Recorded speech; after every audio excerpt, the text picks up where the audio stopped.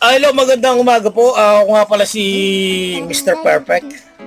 Kasi ayoko ng palpak eh. Kaya Mr. Perfect, di ba? YouTube! Perfectionist kasi ako. Pasensya na kayo guys ha. O di ba? Para may pera, no?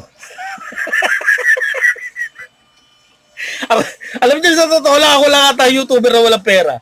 O, sa totoo lang, YouTube, 8 years na ha. Sa totoo lang ha.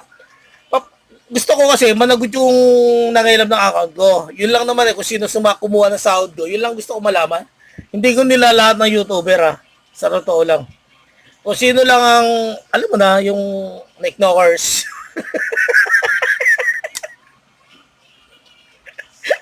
O diba? Kasi ano eh, ano gusto nila yung maghirap ako. Kaya nga nag-ano ako, pupursige mag-YouTube eh. Para, alam mo na, bibili ako sports car eh.